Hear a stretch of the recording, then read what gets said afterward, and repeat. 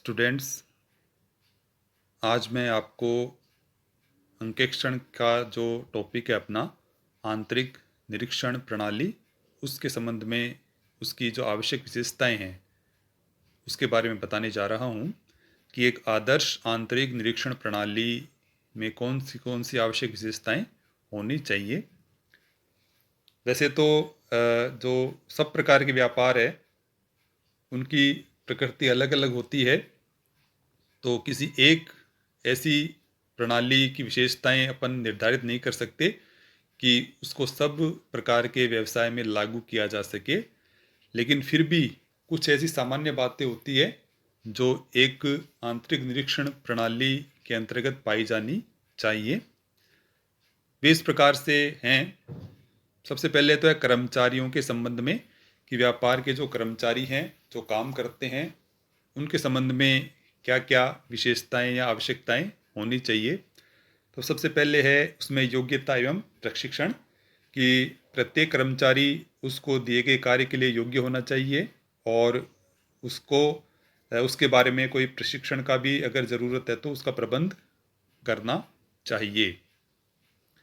दूसरा है ईमानदारी, कि भाई कर्मचारी है वो ईमानदार होना चाहिए।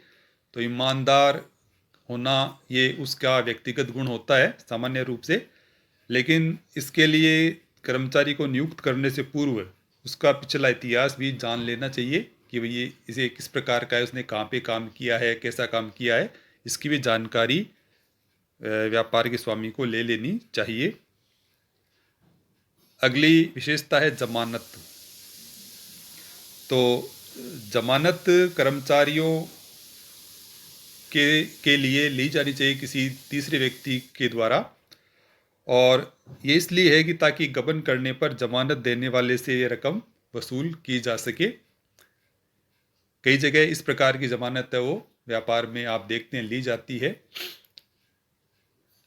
अगला पॉइंट इसमें है देख रेख, कि भी कर्मचारियों पर समुचित उनकी देख रेख यानी उन पर नज़र रखनी चाहिए एक तरह से, ताकि ये विश्वास हो कि वे जो कार्य कर रहे हैं वो सही रूप में कर रहे हैं और जो उन्हें कार्य दिया गया है उसको उसी प्रकार से उसी अनुरूप वो कर पा रहे हैं। तो उसकी एक नज़र रखने की या देख रेख करने की भी एक विशेषता यहाँ पे आवश्यक है उसमें प्रणाली में। इसके बाद है उत्तरदायित्व का निर्धारण। प्रत्येक कर्मचारी को यहाँ पे उसका एक निश्चित कार्य बता दिया जाता है और वो अपना कार्य करता है। अब उस कार्य के संबंध में अगर कोई अशुद्धि होती है या गड़बड़ी होती है या गबन होता है तो इस कार्य के लिए वो कर्मचारी उत्तरदायी ठहराया जाएगा, ऐसा इस प्रणाली में निश्चित किया जाना चाहिए।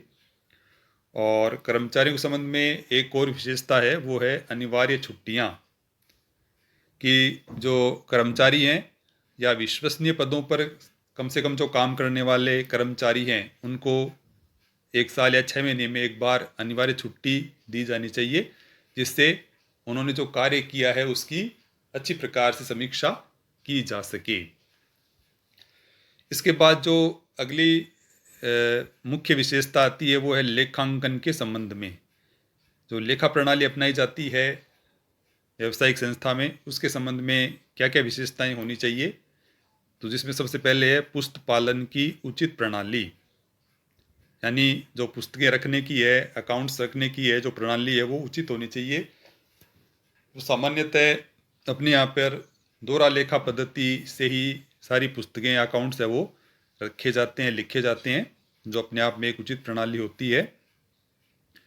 इसी प्रकार प्रमाणकों को रखने का उचित प्रबंध, प्रमाणक यानी वाउचर्स, यानी जो भी व्यवहार हुआ है उसके संबंध में जो ऐसा प्रपत्र जो ये प्रमाणित करे कि ऐसा व्यवहार किया गया है, तो उनको रखने का भी उचित प्रबंध होना चाहिए, ताकि आवश्यकता पड़ने पर वक्त पर वो प्रमाणक है उसका उपयोग किया जा सके और उस व्यवहार की जो अनिवार्यता है या निश्चितता है वो निर्धारित की जा सके।